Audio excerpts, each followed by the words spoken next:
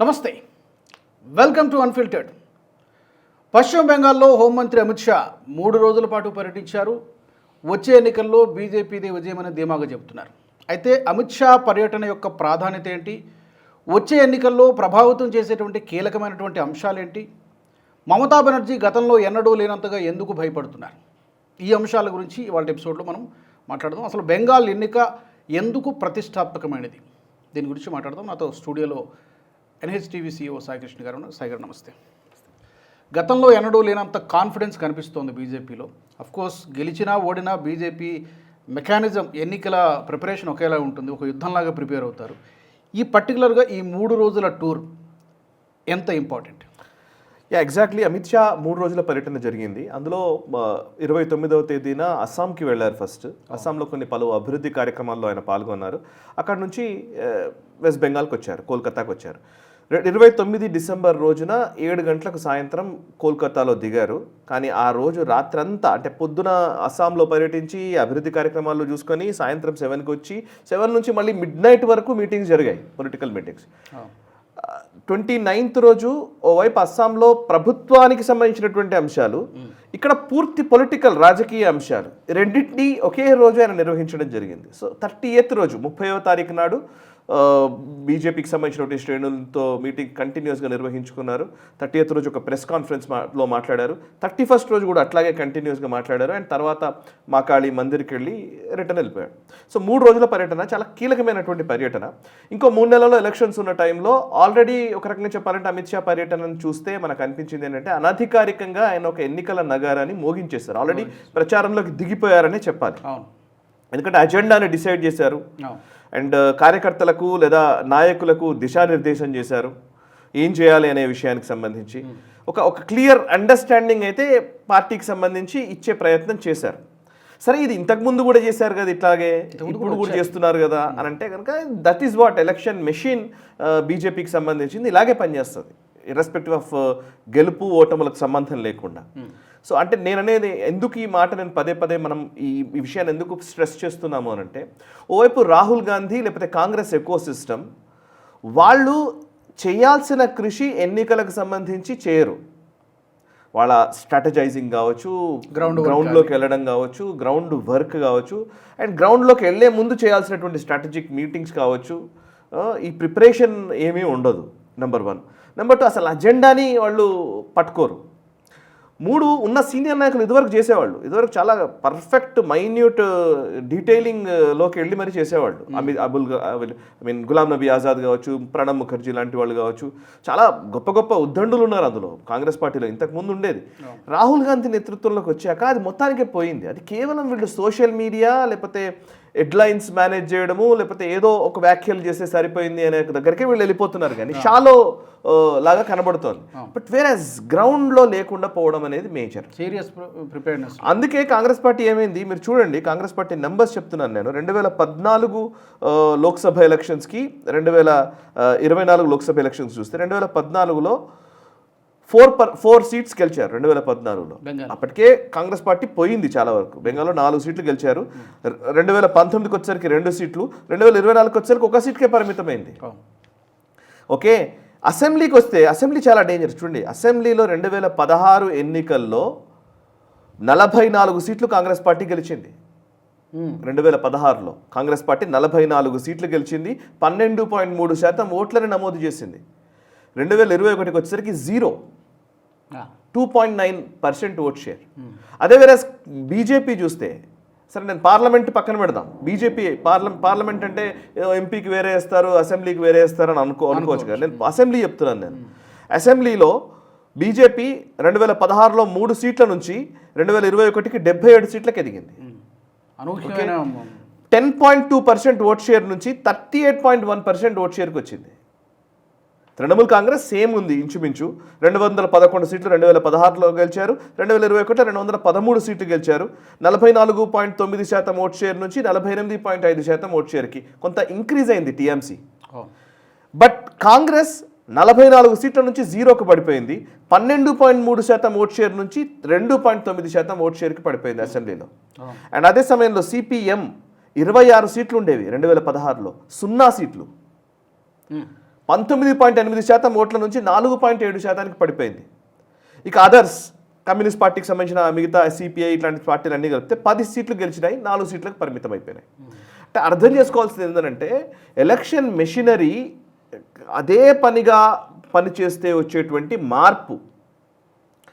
Even BJP కూడా set back ఉంది 2024లో లోక్సభకు సంబంధించిన సెట్ బ్యాక్స్.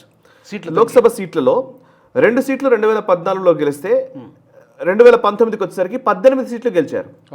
కానీ 24కి వచ్చేసరికి 12 సీట్లకు పరిమితమయ్యారు, 6 సీట్లు కోల్పోయారు. కాకపోతే ఓట్ షేర్ ఇంచుమించు సేమ్గా ఉంది. మీరు అబ్జర్వ్ చేస్తే 2014లో 17% ఓట్ షేర్ బీజేపీకి ఉంటే 2019కి వచ్చేసరికి 40.6% ఉంది. 2024కి వచ్చేసరికి 39.1% ఉంది. అంటే 1% ఓటు మారింది, 6 సీట్లు పడిపోయాయి బీజేపీ. ఓట్ షేర్ సేమ్గానే ఉంది. బట్ కాంగ్రెస్ ఓట్ షేర్ పూర్తి డిక్లైన్ కనబడుతోంది, కమ్యూనిస్ట్ పార్టీ పూర్తి డిక్లైన్ కనబడుతోంది. టీఎంసీ సేమ్ మెయింటైన్ చేస్తుంది. అంటే ఇక్కడ అర్థం చేసుకోవాల్సింది ఏంటంటే టీఎంసీ ఓట్ షేర్ని సేమ్గా మెయింటైన్ చేస్తుంది, 2% పెరుగుతోంది. కానీ బీజేపీ ఓట్ షేర్ సేమ్గానే ఉంది. అంటే 39% ఓట్ షేర్ వరకు బీజేపీ రాగలిగింది లోక్సభలో. అంటే 40% ఓట్ షేర్కి రాగలిగింది అని అంటే 46% టీఎంసీకి వస్తే 39% బీజేపీకి వచ్చాయి. అంటే 5%, 6% డిఫరెన్స్ ఉంది. ఓట్ షేర్లో పెద్ద డిఫరెన్స్ లేదు. అసెంబ్లీలో చాలా ఎక్కువ ఉంది. అసెంబ్లీలో 10% డిఫరెన్స్ తోటి 200 ఆల్మోస్ట్ 150 సీట్లు పెరిగాయి వాళ్ళకి. 10% డిఫరెన్స్. అసెంబ్లీలో 2021 అసెంబ్లీ ఎలక్షన్స్లో బీజేపీకి 38.1% ఓట్ షేర్ వచ్చింది, 77 సీట్లు వచ్చాయి. అదే టీఎంసీకి 213 సీట్లు వచ్చాయి, కానీ 48.5% ఓట్ షేర్ ఉంది. 48.5% టీఎంసీకి వచ్చాయి ఓట్లు, ఇక్కడ 38.1%. అంటే 10% ఓట్ షేర్ సుమారు 150 సీట్లలో ప్రభావితం చూపించింది. 150 సీట్ల వ్యత్యాసం ఉంది టీఎంసీకి బీజేపీకి. ఈసారి ఏంటంటే కొంచెం కీలకంగా సీట్ బై సీట్ అంచనా వేసుకొని బీజేపీ వెళ్ళాలనుకుంటోంది.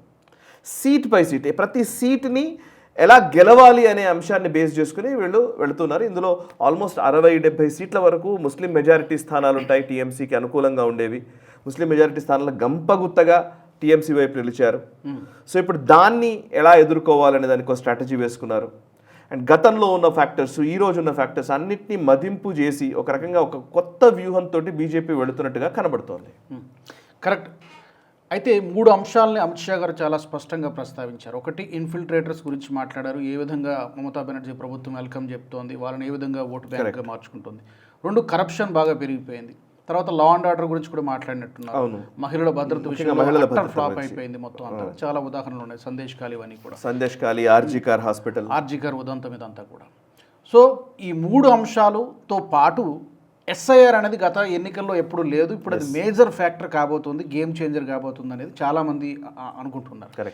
ఈ 4 అంశాలు ఏ విధంగా ప్రభావం చూపించబోతున్నాయి వచ్చింది? మీరు ఇందాక చెప్పినట్టు correct. Actually Amit Shah press meet చాలా ఇంట్రెస్టింగ్గా సాగింది. ఆయన ప్రెస్ మీట్లో ఆయన చెప్పిన మాటలు చాలా కీలకం. ఆయన మీరు అన్నట్టుగా 3 అంశాలను ఆయన మేజర్గా ఎజెండాగా తీసుకున్నారు. ఒకటి, కరప్షన్ అన్నప్పుడు ఆయన చెప్పిన మాట అయితే చిట్ ఫండ్ స్కామ్ నుంచి స్కూల్ జాబ్స్కి సంబంధించినటువంటి స్కామ్ వరకు, టీచర్ల నియామకానికి సంబంధించినటువంటి స్కామ్ వరకు, అండ్ కోల్ స్కామ్ నుంచి క్యాటిల్ స్మగ్లింగ్ స్కామ్ వరకు. అంటే ఈ బంగ్లాదేశ్ పోరస్ బార్డర్ ఉంటుంది కాబట్టి చాలా వరకు ఈ క్యాటిల్ ఆల్మోస్ట్ ఈ మన ఆవుల్ని వీటిని తరలించడం అనేది స్మగ్లింగ్ విపరీతంగా జరుగుతుంది. సో క్యాటిల్ స్మగ్లింగ్స్ పెద్ద ఎత్తున అవినీతికి ఆస్కారం ఉన్నటువంటి ఒక అంశం అది. Cattle smuggling, coal scam and ఉద్యోగ నియామకాలకు సంబంధించినటువంటి స్కాము, ఇంకోవైపు చిట్ ఫండ్ స్కాము, ఇవన్నీ కూడా కంటిన్యూస్గా ఉన్నాయి. ఈ స్కామ్లు అన్నిటి గురించి ఆయన ప్రస్తావించారు. అండ్ అన్నిట్లోనూ అభిషేక్ బెనర్జీ ఎవరైతే మమతా బెనర్జీకి పూర్తి వెనకాల ఆయన్నే నడిపిస్తున్నటువంటి కింగ్ పిన్గా ఎవరైతే ఉన్నాడో ఆ అభిషేక్ బెనర్జీని కూడా టార్గెట్ చేశారు గట్టిగా అమిత్ షా. ఇదొక అంశం. రెండోది, ఉమెన్ సేఫ్టీ గురించి ప్రస్తావించారు. ఆర్జీకార్ హాస్పిటల్ కావచ్చు, లేకపోతే సందేశ్ ఖాళీ ఇన్సిడెంట్ కావచ్చు, అక్కడ జరుగుతున్నటువంటి అఘాయిత్యాలు, law and order issues, security, ఈ ఆస్పెక్ట్స్ని ఆయన ఎక్కువగా ప్రస్తావించారు. మూడవది, బంగ్లాదేశ్ ఇన్ఫిల్ట్రేటర్స్. ఇది చాలా కీలకం. మీరు ఇందాక అన్నట్టుగా ఇది చాలా ఇంపార్టెంట్ అంశము. అక్రమ చొరబాటుదారులు ఎవరైతే బంగ్లాదేశ్ నుంచి వచ్చారో వాళ్ళ విషయంలో ముఖ్యంగా మమతా బెనర్జీ ప్రభుత్వం ఓట్ బ్యాంక్గా మార్చుకుంటోంది. డెమోగ్రఫిక్ చేంజెస్ వల్ల ఈ దేశానికే అరిష్టము, దేశానికే ప్రాబ్లం రాబోతోంది అనే ఒక మాట ఆయన తీసుకొచ్చారు. అండ్ అంతేకాదు ఎస్ఐఆర్ వల్ల నిజానికి ఎస్ఐఆర్ అనేది నిర్వహించే విధానము, బిఎస్ఎఫ్ ఒక కీలకమైన స్టేట్మెంట్ ఉంది ఇందులో. బిఎస్ఎఫ్ ఫెన్సింగ్ వేద్దామంటే, బార్డర్ సెక్యూరిటీ ఫోర్స్ ఫెన్సింగ్ వేద్దామనంటే భూమి ఇవ్వట్లేదు మమతా బెనర్జీ ప్రభుత్వము, ఇది ఎంత దారుణము అని చెప్పారండి. మేము అధికారంలోకి వస్తే ఒక నేషనల్ గ్రిడ్ని ఏర్పాటు చేస్తామన్నాడు. త్రిపురలో ప్రాబ్లం లేదు ఫెన్సింగ్కి, అక్కడ పర్ఫెక్ట్గా పక్కాగా వేయగలిగాము. అస్సాంలో ప్రాబ్లం లేదు, పర్ఫెక్ట్గా వేయగలిగాము. ఫస్ట్ వెస్ట్ బెంగాల్లో ఎందుకు వేయనివ్వరు? వెస్ట్ బెంగాల్లో బార్డర్ సరిగ్గా ఉండడం వల్ల ఈమెకు ఓటు బ్యాంక్ అవుతుంది కాబట్టి ఆ ఓటు బ్యాంక్ కోసం వేయనివ్వట్లేదు. సో నేషనల్ సెక్యూరిటీ అనే అంశాన్ని ఎక్కువగా తీసుకొస్తున్నారు ఈసారి. సో నాకు అనిపిస్తోంది ఏంటంటే ఈసారి హిందుత్వ అంశం కంటే కూడా టెక్నికల్లీ హిందుత్వ ఉండబోతోంది. టెక్నికల్లీ హిందుత్వాన్ని ఎక్కువగా ప్రొజెక్ట్ చేయబోతున్నారు. దానికి తోడు ఈ నేషనల్ సెక్యూరిటీ అనే అంశాన్ని ప్రజల్లోకి ఎక్కువగా తీసుకెళ్లాలని అనుకుంటున్నట్టుగా నాకు కనబడుతోంది. అండ్ ఇంకోటి, బెంగాల్ ఇంతకుముందు ఏమైందంటే లాస్ట్ టైము బూమరాంగ్ అయినాయి కొన్ని. బీజేపీ ఎజెండాకి విరుద్ధంగా మమతా బెనర్జీ ఎజెండా తీసుకుంది. వీళ్ళు జై శ్రీరామ్ అనే దాన్ని ఎక్కువగా ప్రజెంట్ చేశారు 2021 ఎలక్షన్స్లో. మీకు గుర్తుంటే అప్పుడు కోవిడ్ టైంలో జరిగినటువంటి ఎలక్షన్స్ అవి. అసలు ఎలక్షన్స్ నిర్వహించడమే ఎందుకు నిర్వహించారనే పెద్దలు జరిగింది, అంత వేరు. బట్ 2021 టైంలో మోదీ దగ్గర నుంచి అందరూ జై శ్రీరామ్ అనడము, జై శ్రీరామ్ అన్నదాన్ని మమతా బెనర్జీ వచ్చి జై మా కాళీ అనే ఒక మాటను తీసుకురావడం, మా కాళీ అనే దాన్ని తీసుకురావచ్చింది. అండ్ ఇంకోటి అవుట్ సైడర్స్ ఇన్సైడర్స్ అనే మాటని అప్పుడు తీసుకొచ్చారు. వీళ్ళందరూ బయట నుంచి వచ్చారు, నాన్ లోకల్ వీళ్ళు, సో మేము ఇక్కడ మా మాటి మానుష్ అని ప్రజల్లోకి తీసుకెళ్ళింది, విస్తృతంగా ప్రచారం చేసింది. అండ్ అదిగాక ఆ టైంలో కొంచెం సింపతి కూడా పనిచేసింది. వీల్ చైర్ లో కూర్చొని ప్రచారం చేయడం, స్ట్రాటజిస్ట్ గా ఉన్నాడు అప్పుడు ప్రశాంత్ కిషోర్ ఉన్నాడు. సో ఎన్ని అంశాలతోటి మమతా బెనర్జీ మళ్ళీ అధికారంలోకి రాగలిగింది. కానీ ఈసారి అవేవి, ఆ తప్పులు ఏవి చేయకుండా, అంటే అవుట్ సైడర్స్ అనే మాటని, అంటే నాన్ లోకల్ అనే మాటని రాకుండా బెంగాలీ కల్చర్ భారతదేశానికి ఎలా ఉపయోగపడింది అన్నదాన్ని బీజేపీ ఎక్కువ ప్రొజెక్ట్ చేయాలనుకుంటోంది. అందులో భాగంగానే వ్యూహాత్మకంగా వందే మాతరం గురించిన చర్చ కూడా వచ్చిందేమని నేను అనుకుంటున్నాను. సో వందే మాత్రం పుట్టింది అక్కడి నుంచి నిజానికి. బంకిం చంద్ర చటర్జీ కావచ్చు, రవీంద్రనాథ్ ఠాగూర్ కావచ్చు, ఈవెన్ పరమహంస యోగానంద కావచ్చు, స్వామి వివేకానంద కావచ్చు, వీళ్ళందరూ బెంగాల్ నుంచి వచ్చిన వాళ్ళు కాబట్టి ఆ లెగసీని భారతదేశానికి విస్తృతపరిచే ఒక వ్యూహాన్ని తీసుకెళ్తోంది బీజేపీ. ఇంతకుముందు ఏం చేశారు, మొత్తం భారతదేశానికి సంబంధించినటువంటి ఒక నేషనల్ ఇష్యూని, నేషనలిస్టిక్ అప్రోచ్ని మా మీద రుద్దుతున్నారు అని ఆమె ఏదైతే అది చేసిందో ప్రచారము, దానికి భిన్నంగా ఇక్కడ నుంచే నేషనలిజం పుట్టింది అనే మాటని బీజేపీ ప్రచారంలోకి తీసుకొస్తుంది, which is very wonderful strategic move ఇది. సో ఈ స్ట్రాటజిక్ మూవ్ ఒకవైపు ఉంది. ఇంకోటి ఏంటంటే సెక్యూరిటీ ఆస్పెక్ట్ ఎక్కువ తీసుకొస్తున్నారు. నాట్ జస్ట్ మియర్ ఎమోషనల్ హిందుత్వ, ఒక ఎమోషనల్ హిందుత్వ మాత్రమే కాదు, జై శ్రీరామ్ నినాదం మాత్రమే కాదు, ఇది ఒక సెక్యూరిటీకి సంబంధించిన విషయము, హిందూ ధర్మానికి సంబంధించినటువంటి, హిందువులకు సంబంధించినటువంటి విషయం అనే ఒక స్పృహని అక్కడ జాగృతపరిచే ఒక ప్రయత్నం బీజేపీ చేస్తుంది. లెట్స్ సీ ఏం జరుగుతుందో చూద్దాం. అంటే ఇప్పటికీ కూడా ఎంత ఎస్ఐఆర్ నిర్వహించినా ఏం చేసినా కూడా ఈ రోజుకి కూడా ముస్లిం కమ్యూనిటీ అక్కడ బలంగానే ఉంది. ఈరోజు బయట నుంచి వచ్చిన వాళ్ళు మాత్రమే కాదు, ఆల్రెడీ స్థిరపడ్డ వాళ్ళు, వాళ్ళకి పౌరసత్వాలు వచ్చిన వాళ్ళు ఎంతమంది ఉన్నారో తెలియదు. సో ఒక పూర్తి పోలరైజేషన్, ముస్లిం పోలరైజేషన్ ఖచ్చితంగా టీఎంసీ వైపు ఉంటుంది. ఈరోజు కూడా 58 లక్షల ఓట్లు పోయాయి కదా, అయిపోయింది కదా అనుకునే పరిస్థితి ఏం లేదు. స్టిల్ ఈ రోజుకి కూడా అడ్వాంటేజియస్ పొజిషన్, ముఖ్యంగా ముస్లిం మైనారిటీ ఓట్లకు సంబంధించి అడ్వాంటేజియస్గా మమతా బెనర్జీ ఉన్నారు. ఎందుకంటే 20% అండ్ అబౌవ్ ముస్లిం పాపులేషన్ ఉంటుంది అక్కడ ఈజీగా. 20% పైననే ఉంటారు కాబట్టి 20-25% ఉంటారనేది కొన్ని జిల్లాల్లో అయితే వాళ్ళే ప్రభావితం చేస్తారు కాబట్టి ఆమె కాన్ఫిడెన్స్ కూడా ఏంటంటే 20-30% వరకు ఉన్నటువంటి ఈ ముస్లిం ఓట్లని గంపగుత్తగా తన వైపు తీసుకొని మిగతా 10-12%, 13% మనము హిందూ కమ్యూనిటీ నుంచి, మిగతా కమ్యూనిటీస్ నుంచి తెచ్చుకోగలిగితే ఆమె అధికారంలోకి ఉండొచ్చు. సో అందుకే ఆమె వన్ సైడెడ్ నెరేటివ్ తీసుకుని వెళ్తుంది. అండ్ అందులోనూ ముఖ్యంగా బెంగాల్ కాబట్టి, కమ్యూనిస్ట్ రెజిమ్ కాబట్టి అక్కడ ఏథిస్ట్ ఆలోచనలు కూడా ఉంటాయి కాబట్టి, ఒక ప్రోగ్రెసివ్ థాట్ పేరిట హిందుత్వ వైపు నిలబడరు కాబట్టి, సో అవి కూడా ఆమెకు అడ్వాంటేజే. సో టిపికల్ బెంగాల్ నేరేటివ్స్ని బేస్ చేసుకొని చూస్తేనేమో ఇంకా మమతా బెనర్జీ ఆమెకు అవకాశాలు పూర్తిగా లేవు అని చెప్పడానికి లేదు. కరెక్టే, కానీ మీరు అన్నట్టుగా ఇప్పుడు 58 లక్షలు ఫైనల్ డ్రాఫ్ట్ కాదు, ఒక ఫేజ్లో జరిగిందని అనుకుంటున్నాను. ఇంకా మేబీ సెకండ్ ఫేజ్ కూడా ఉండొచ్చు, బహుశా ఇంకా ఎక్కువ ఉండొచ్చు అనేది ఒక అంచనా. లాస్ట్ ఎన్నికలలో, గత ఎన్నికల్లో వచ్చినటువంటి మార్జిన్ని కంపేర్ చేసుకుంటే ఆ మార్జినే మేబీ ఆమె ఓటమికి ఒక కారణం కావచ్చు అని కూడా అనుకుంటూ ఉన్నారు. తర్వాత 3 సార్లు ఆమె వరుసగా ఉంది కాబట్టి సహజంగా ఉండేటువంటి ప్రభుత్వ వ్యతిరేకత యాంటీ ఇన్కంబెన్సీ కూడా ఉంటుంది. అది కూడా కొంత ఆమెకు డిసడ్వాంటేజ్ కావచ్చు అనేది ఒకటి. ఎగ్జాక్ట్లీ. ఇప్పుడు ఆమెకు ఒక మీరు అన్నట్టుగా ఫస్ట్ ఫ్యాటిక్ ఉంటుంది. అంటే మమతా బెనర్జీ ప్రభుత్వమే మూడు దఫాలుగా నడుస్తూ వచ్చింది కాబట్టి ఫ్యాటిక్ న్యాచురల్గా ప్రభుత్వ వ్యతిరేకత ఉంటుంది. రెండు మీరు అన్న దాంట్లో 58 లక్షలు ఫైనల్ ఫిగర్ కాదు కదా, ఇంకా రాబోయే రోజుల్లో ఉండొచ్చు కదా అని. దీని గురించి నేను రైట్ యాంగిల్లో ఒక వీడియో కూడా చేశాను. యాక్చువల్లీ మథువా కమ్యూనిటీకి సంబంధించినటువంటి ఓట్లని అన్మ్యాప్డ్గా పెట్టారు. అన్మ్యాప్డ్ ఏదైతే అంటే 2 రకాలుగా ఉంటాయి ఇందులో. ఎస్ఐఆర్లో డిలీషన్ జరిగినటువంటి ఓట్లు కొన్ని, అన్మ్యాప్డ్ ఓట్లు కొన్ని. డిలీషన్ ఏమో 58 లక్షలు, అది క్లియర్, డిలీట్ చేసేశారు. దీన్ని మళ్ళీ తర్వాత వాళ్ళు మార్చుకోవచ్చు, దాన్ని ఏమన్నా నిజంగానే ప్రూఫ్స్ చూపిస్తే వాళ్ళని యాడ్ చేయవచ్చు, అదంతా వేరే. అంటే మహా అయితే కొన్ని యాడ్ అవుతాయి కావచ్చు కానీ ఎక్కువైతే యాడ్ కావు, బికాస్ డిలీషన్. అన్మ్యాప్డ్ ఓట్లు ఉన్నాయి సార్. అన్మ్యాప్డ్ అంటే ఏంటంటే అర్థము 2002 కంటే ముందు లేదా వీళ్ళ పేరెంట్స్ కానీ వీళ్ళ తల్లిదండ్రులు కానీ వీళ్ళకి సంబంధించిన ఆ లీనేజ్ ఏదైనా ఉందా ఓటర్ లిస్ట్లో, దాన్ని ప్రూవ్ చేసుకోవాలి. ఆ ప్రూవ్ చేయడానికి కావాల్సినటువంటి ఆధారాలు లేని వాళ్ళని అన్మ్యాప్డ్ అని పెట్టారు. అందులో ఎక్కువగా మథువా కమ్యూనిటీ ఓట్లే ఉన్నాయి. సుమారు 32 లక్షల వరకు ఉంటాయని ఒక అంచనా. 32 లక్షల ఓట్లు నెంబర్, అది చాలా పెద్దది. 32 లక్షల వరకు మథువా ఓట్లు ఉంటాయని ఒక అంచనా. ఈ మథువా కమ్యూనిటీ ఏంటి అని అంటే ఇది బంగ్లాదేశ్ నుంచి వచ్చినటువంటి కమ్యూనిటీ. వీళ్ళు ఎస్సీ సామాజిక వర్గానికి చెందిన వాళ్ళు. వీళ్ళందరూ కూడా హరిచంద్ ఠాకూర్ని ఫాలో అయ్యేవాళ్ళు. 1860s ఫాలో అయ్యేవాళ్ళు. ఈస్ట్ పాకిస్తాన్లో ఉండేది కుల వివక్షకు వ్యతిరేకంగా పోరాడినటువంటి ఆయన క్లాన్ ఇది. ఆయనకు సంబంధించినటువంటి ఒక కల్ట్గా, ఒక తెగగా వీళ్ళందరూ వచ్చారు. సో వీళ్ళందరూ 1971 వార్ తర్వాత చాలామంది భారతదేశంలోకి వచ్చారు. ఈ ముఖ్యంగా ఉత్తర పరగణాలు 26 పరగణాస్ ఉన్నాయి కదా, ఉత్తర దక్షిణ పరగణాల్లో వాళ్ళు ఎక్కువగా ఉంటారు. నదియా జిల్లాలో ఎక్కువగా ఉంటారు. అండ్ వీళ్ళ ఓట్లు కూడా చాలా సిగ్నిఫికెంట్ అంట. వీళ్ళది ఏంటంటే సుమారు 21 to 30 సీట్స్లో డిసైసివ్ ఫ్యాక్టర్ వీళ్ళు. అండ్ అంతేకాదు 45 to 60 సెగ్మెంట్స్లో, 60 అసెంబ్లీ సెగ్మెంట్స్లో వీళ్ళు స్ప్రెడ్ అయి ఉన్నారు. అండ్ ఇంకొకటి ఏంటంటే వీళ్ళ పూర్తిగా మథువా కమ్యూనిటీకి సంబంధించినటువంటి ఓట్లు 1.5 కోట్ల నుంచి 1.8 కోట్లు ఉంటాయని అంచనా. సో ఇది చాలా ఇంపార్టెంట్ కమ్యూనిటీ హిందుత్వకు సంబంధించి. వీళ్ళ ఓట్లకి ఇప్పుడు మొన్న అమిత్ షా వెళ్ళిన ఈ పర్యటనలో వాళ్ళకు భరోసా ఇచ్చారు. అన్మ్యాప్డ్గా ఉన్నటువంటి ఓట్లని, ముఖ్యంగా వీళ్ళకి పౌరసత్వం కూడా రాలేదు చాలామందికి. కొంతమందికి పౌరసత్వం వచ్చింది, చాలామందికి పౌరసత్వం రాలేదనే ఒక అది కూడా ఉంది. వాళ్ళకి పౌరసత్వం ఇచ్చే విషయంలో వాళ్ళకు కూడా పౌరసత్వం ఇప్పిస్తాము. అండ్ పౌరసత్వం వచ్చిందంటే ఆటోమేటిక్గా ఓటర్ ఐడీలోకి రావచ్చు వాళ్ళు. సో ఆ యాక్టివిటీ మేము చేస్తామని మొన్నటి పర్యటనలో అమిత్ షా భరోసా ఇచ్చారు, హామీ ఇచ్చారు వాళ్ళకి. సో ఇది కూడా చాలా సిగ్నిఫికెంట్ కాబోతోంది.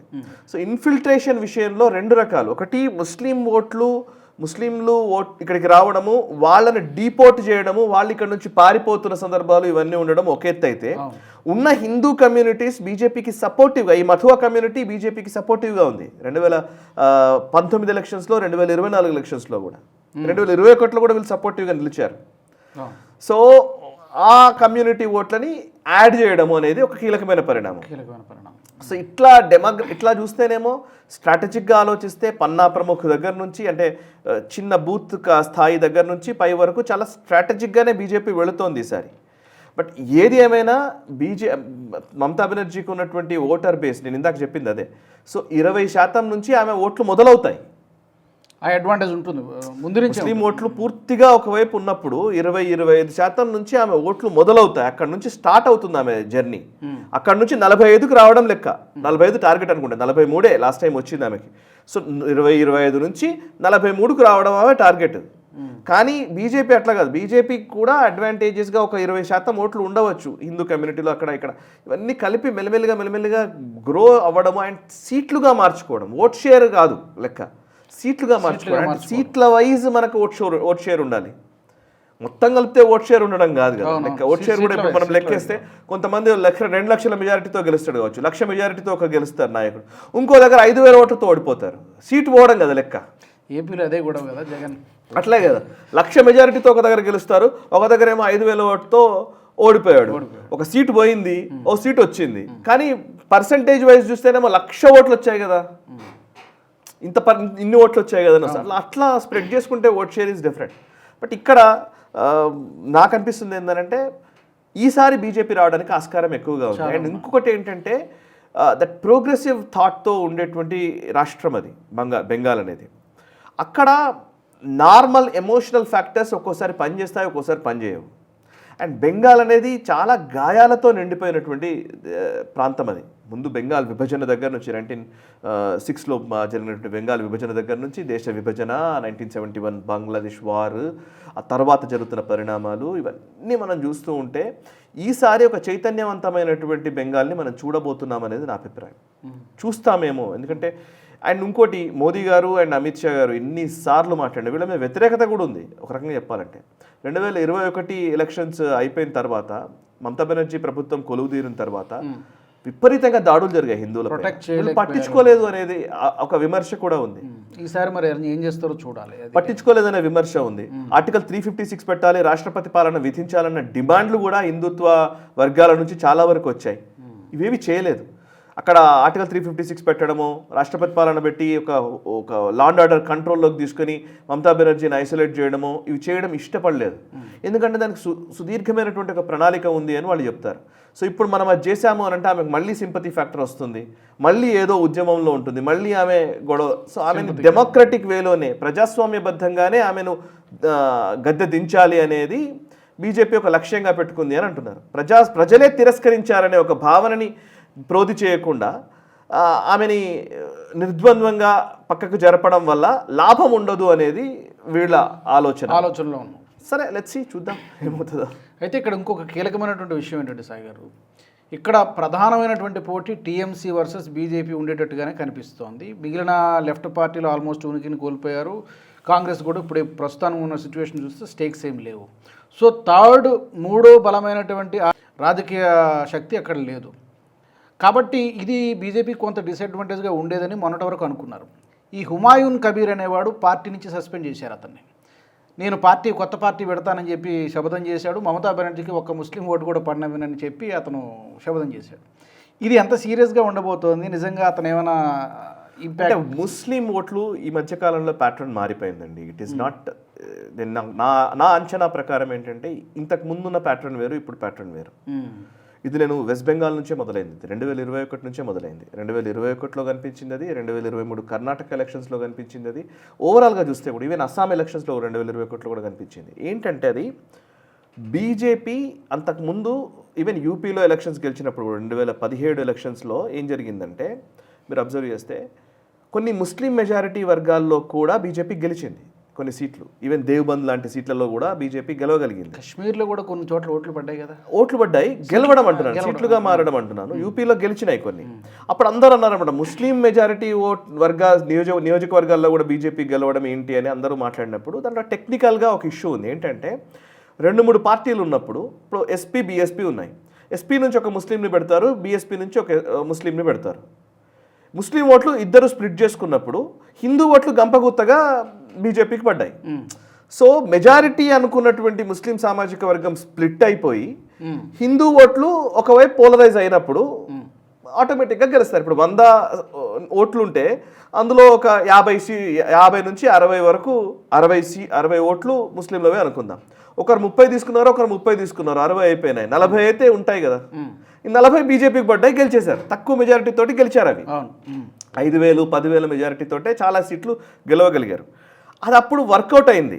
అండ్ అట్లాంటి టైంలో ఏంటంటే చాలా ప్లేసుల్లో ఈవెన్ ఓవైసీ లాంటి వాడు నిలబడ్డప్పుడు, ఎంఐఎం నిలబడ్డప్పుడు ఎంఐఎం కొన్ని ఓట్లను లాగుతుంది. కొన్ని ఓట్లను లాగినప్పుడు ఆటోమేటిక్గా బీజేపీకి అవకాశాలు పెరిగిన సందర్భాలు కూడా ఉన్నాయి. బట్ 2021 మమతా బెనర్జీ మళ్ళీ అధికారంలోకి రావడానికి ఈ ఓట్ల చీలిక లేదు అసలు. నేను అప్పుడు టెక్నికల్గా చేశాను. టెక్నికల్గా అప్పుడు నేను దాంట్లో చదివాను. అప్పుడు ఏం జరిగిందంటే సిపిఐ సిపిఎంకి వాళ్లకు కంచుకోటలుగా ఉన్నటువంటి బూతులు, కంచుకోటలుగా ఉన్నటువంటి గ్రామాల్లో కూడా టీఎంసీ వైపు మొత్తం పోయినాయి ఓట్లు. అయితే పూర్తిగా టీఎంసీ పోయినాయి, లేకపోతే పూర్తిగా బీజేపీకి వచ్చాయి. క్లియర్ వర్టికల్ డివైడ్ కనబడ్డది అప్పుడు. ఎందుకు అంటే అప్పుడు ఈవెన్ ప్రశాంత్ కిషోర్ కూడా చేసినటువంటి ప్రచారంలో మనకు అప్పుడు కనబడితే కరెక్ట్గా బెంగాల్ ఎలక్షన్స్కి కొన్ని రోజుల ముందు నుంచి, ఒక వారం 10 రోజులు 15 రోజుల ముందు నుంచి ఎట్లాంటి ప్రచారం జరిగిందంటే, కొంతమంది స్వామీజీలు, నృసింహ భారతి సంథింగ్ పేరు ఉంటుంది ఆయన ఎవరో కూడా అప్పుడు మన తర్వాత ఆయన ఎప్పుడు మళ్ళీ కనవాళ్లే. ఆయన ఎవరో స్వామి వచ్చి ఒకతను ఒక గుడిలో మొత్తం ముస్లింలు వస్తున్నారు, వీళ్ళని చంపేయాలి, మనం మొత్తం త్రిశూలాలు పెట్టుకొని రెడీ అవ్వాలి, ఎలక్షన్ రిజల్ట్స్ వస్తున్నాయి, ఇక మన ప్రభుత్వమే వస్తోంది, బీజేపీ వస్తోంది, మనం అందరం ఇక మొత్తం మూకుమ్మడిగా దాడి చేద్దాం, వీళ్ళందరినీ బయటకు తరిమేద్దామని స్టేట్మెంట్ ఇచ్చాడు. అప్పుడు ఒక వారం రోజులు ఆ స్టేట్మెంట్లు బాగా ప్రభావం చూపించాయి. దాంతో ఏమైందంటే ముస్లిం సామాజిక వర్గం ఇదేదో జరుగుతోంది అన్న దాంతో పూర్తి పోలరైజేషన్ జరిగింది.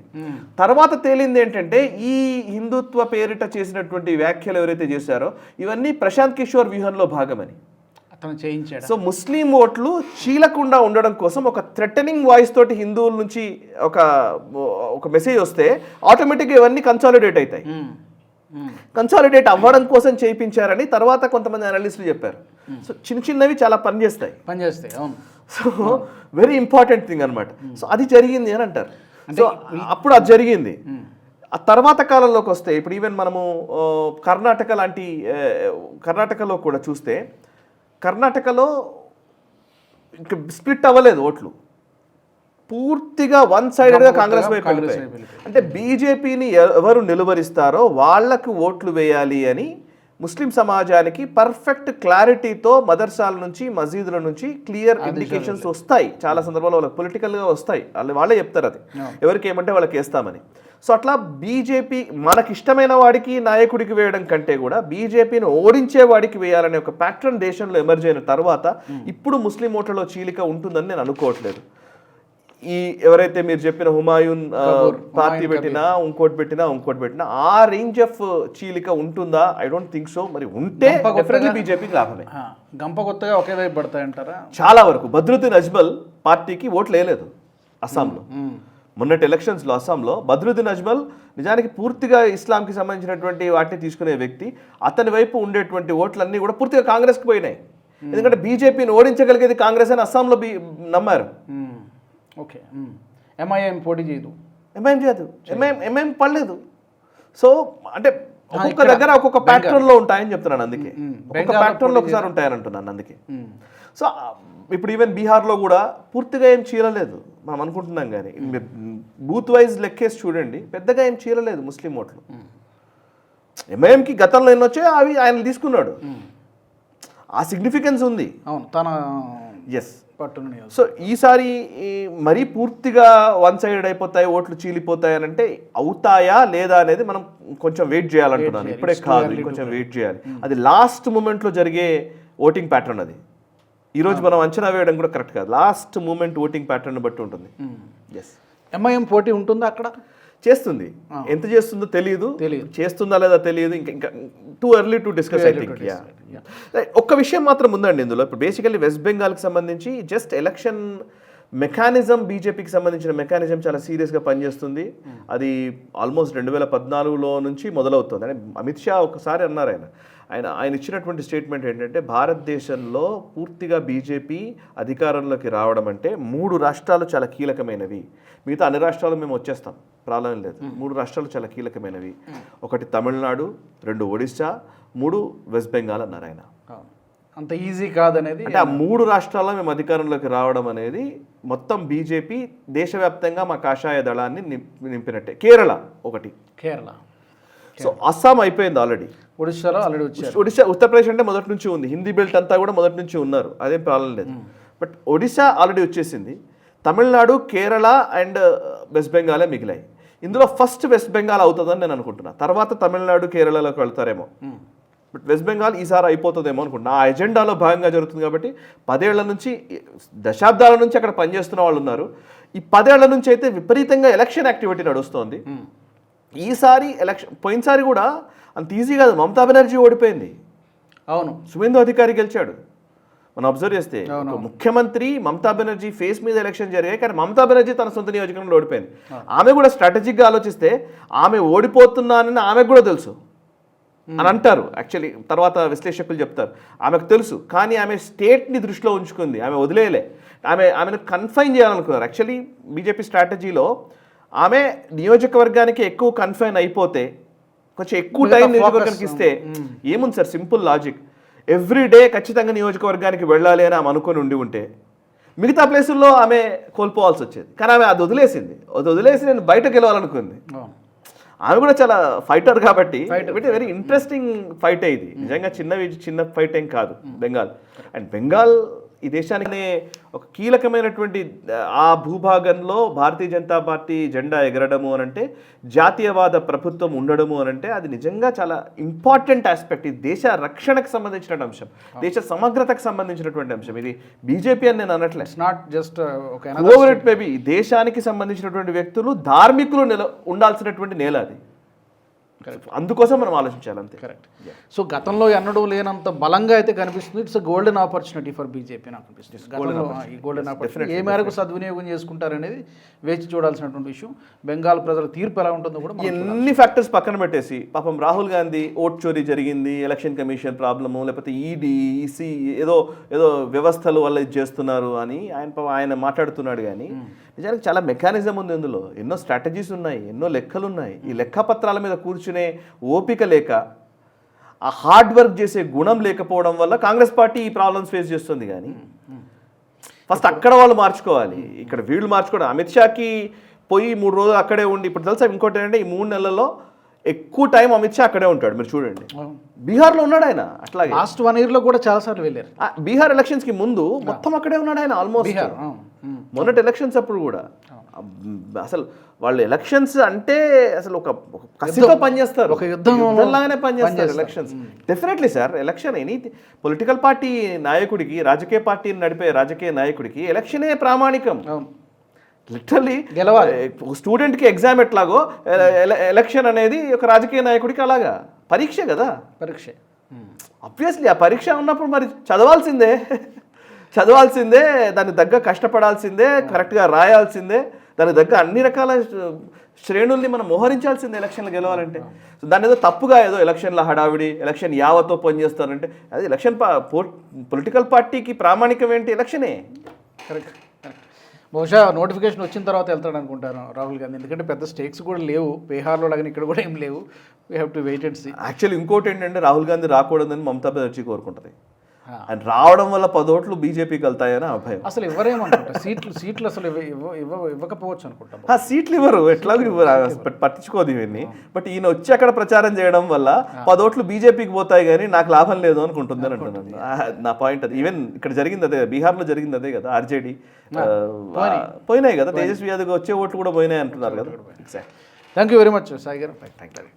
మరి ఈ అంశానికి సంబంధించి మీ అభిప్రాయాలు కూడా తప్పకుండా కామెంట్ సెక్షన్లో తెలియజేయండి. బెంగాల్ ప్రజలు ఎలాంటి తీర్పు ఇవ్వబోతున్నారు, ఎవరు విజయ అవకాశాలు ఏంటి, తప్పకుండా కామెంట్ సెక్షన్లో మెన్షన్ చేయండి. మరొక ఎపిసోడ్లో మళ్ళీ కలుద్దాం.